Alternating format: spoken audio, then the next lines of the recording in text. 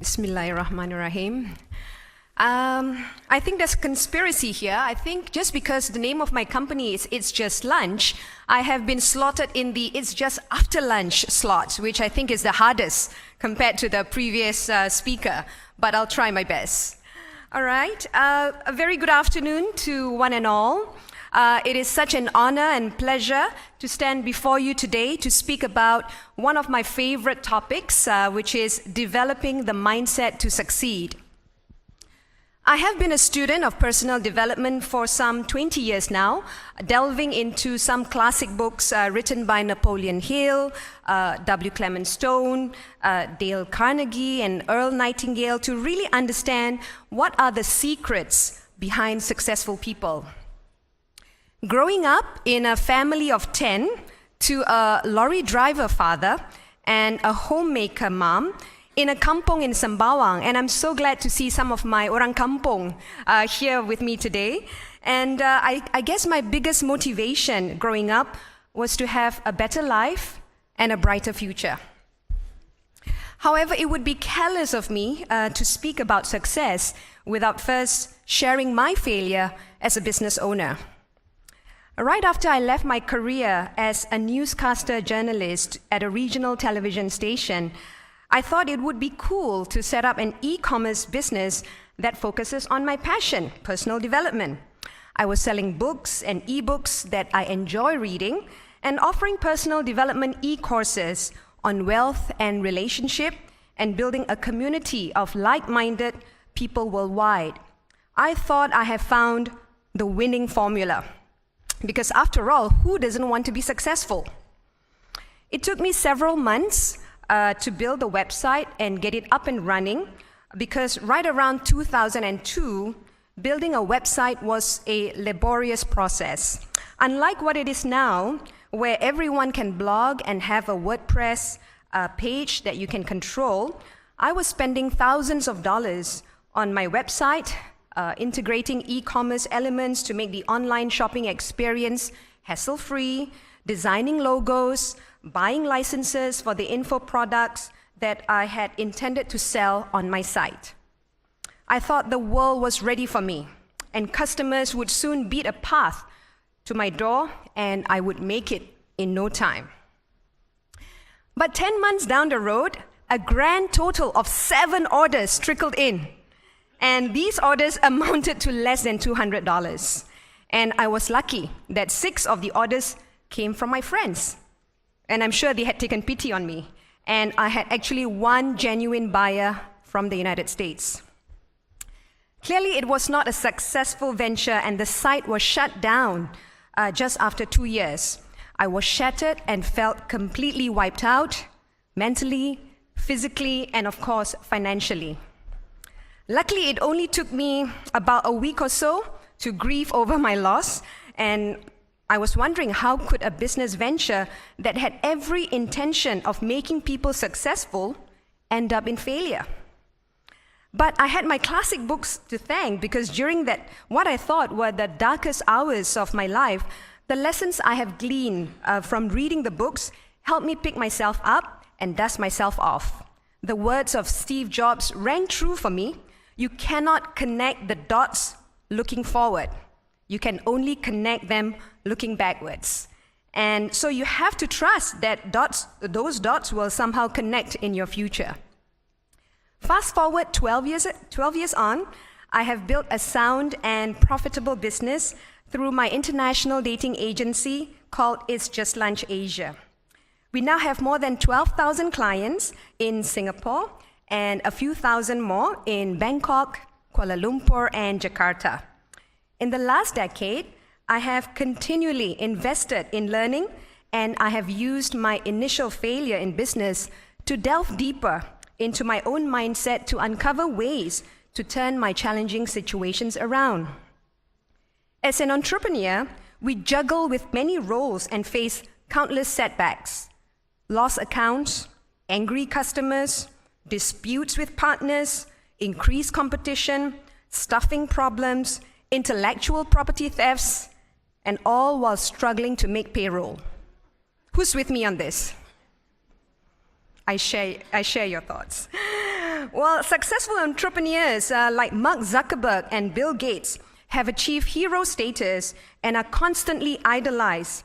Not every entrepreneur who walks through darkness makes it out in one piece. I discovered that those who finally did make it have the secret sauce, the ABCs, that form a successful mindset. And I'll be sharing that secret sauce with you. With the ABCs, these business owners have been effective in helping them see things that others don't see, rise above personal troubles, and outperform their competitors. Every entrepreneur will tell you that getting to where they are now is never a straight road. Things will get really tough and turbulent, and if you're not equipped with the ABCs to deal with setbacks after setbacks, you might just find yourself down with the triple Ds, depressed, disheartened, and downright broke. So what are these ABCs? Well, let me break it down for you. A stands for attitude, B stands for beliefs, and C stands for character. And I'll be referring to one specific character later on. Essentially, these ABCs are nothing but choices that every business owner can make consciously and voluntarily to fortify their mindset to succeed. Let me first touch on attitude.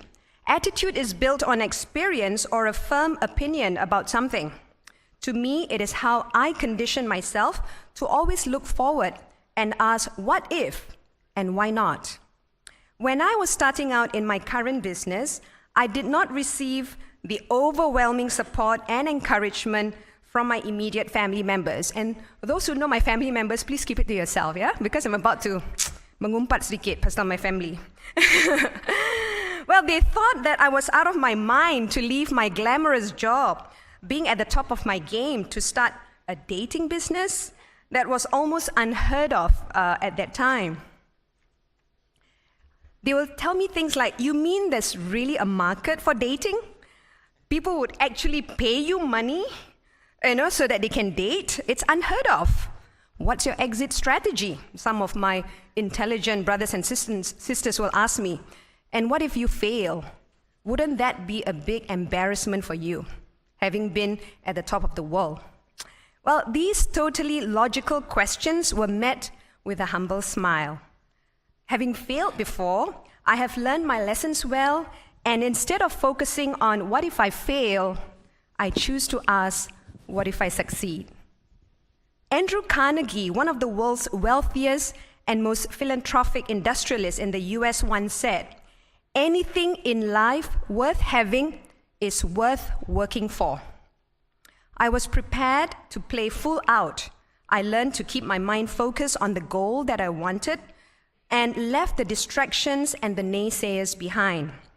Having a positive attitude demands that you consciously reduce the drama, the distractions, and the excuses in your life and embrace challenges calmly and confidently. For me, being part of a franchise system also works in my favor, as I could reach out to my franchisor to seek help and support when I'm faced with difficulties.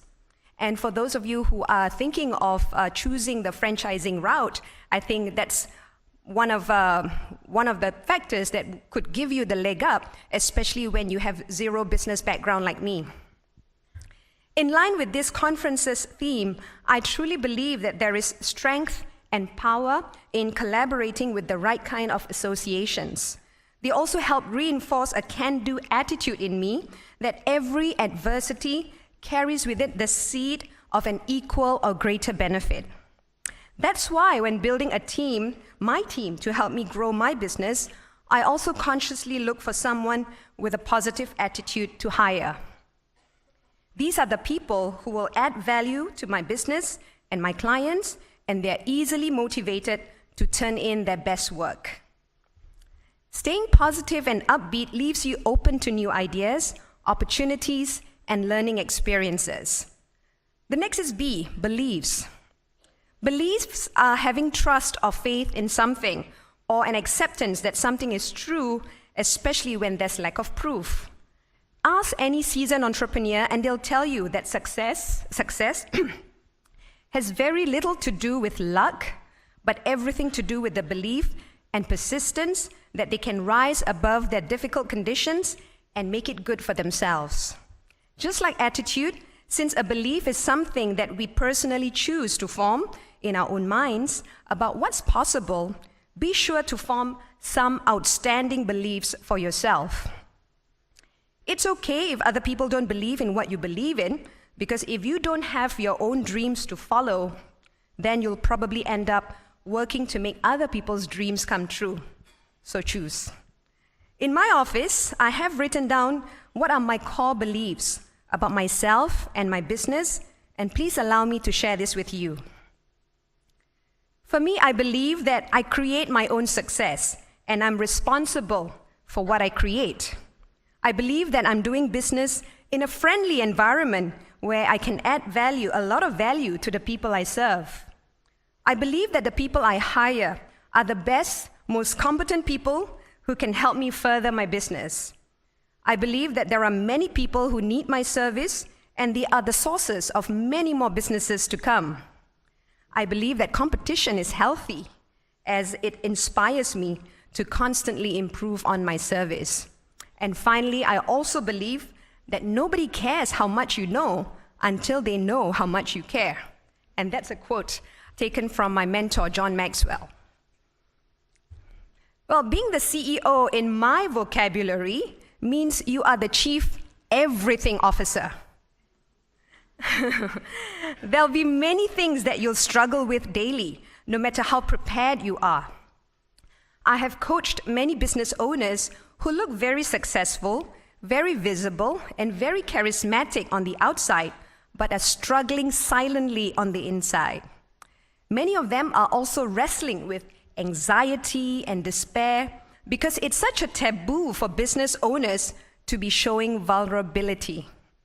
I found that business owners who are not clear about their beliefs are more susceptible to many external problems, and they end up straining and struggling to get themselves out of the misery.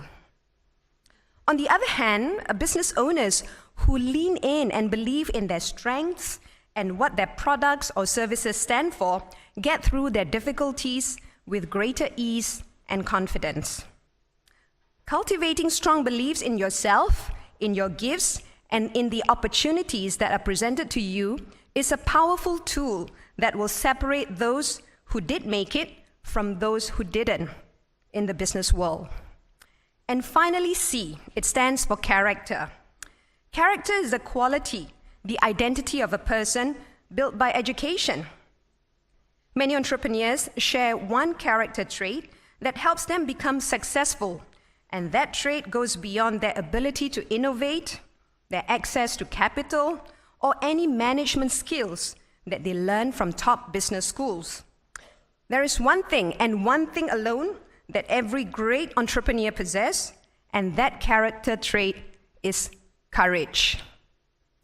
Courage is a rare quality to have in our world because numerous surveys have shown that a huge portion of the people in the world, above everything else, values security. As such, these people who are looking for security will tolerate just about anything: a bad boss, a broken marriage, a job they hate, if only that thing can make them feel more secure. But entrepreneurs are not like that. Courage is needed every step of the way, from the startup phase, while the business is in operations, and right to the end phase, where you will sell or list your company. Entrepreneurs know fully well that it takes courage to forgo the predictability of a stable corporate job. It takes courage to sacrifice your nest egg, your savings, to have your startup. It takes courage to take the risk of failure. It takes courage to make unpopular but tough, necessary decisions. It takes courage to give credit to others, even when you think you're doing all the work. It takes courage to admit that you don't have all the answers and to continually seek out knowledge from others. It takes courage to lead without the promise of success. It takes courage to leave the comfort of your home to start from ground zero in a foreign land. And it takes courage, lots of it, to hand over the reins when your startup grows beyond your ability to manage it. And it also takes a whole lot of courage to recognize and believe in a higher power. This recognition makes us retain the humility and a sense of integrity and charity to share our wealth and knowledge in order to continue being successful in our chosen fields. In conclusion, developing a mindset to succeed is something both you and I can do immediately. This is not a domain that's reserved for the privileged or the select few. We don't have to make a monumental shift in our lives in order to develop this mindset. Every one of us is born with gifts and talents, and all of us have something that we can share with the world that would give us the success we desire. What maximizes our greatness is making the decision that we can make small changes in our attitudes, beliefs, and courage to accomplish what we want to do. It's the mindset that determines our thinking determines the actions that we take, and the actions then unlock our true greatness. Successful people rarely resemble the same person that they once were. They are constantly educating themselves, just like what you're doing today, and I applaud you for it, and they are constantly gaining experiences that will lead them to the goals that they desire. Well, remember, it's the small wins repeated over time that will result in our growth, our fortune, and our endless opportunities for bigger and better things to come. Thank you very much.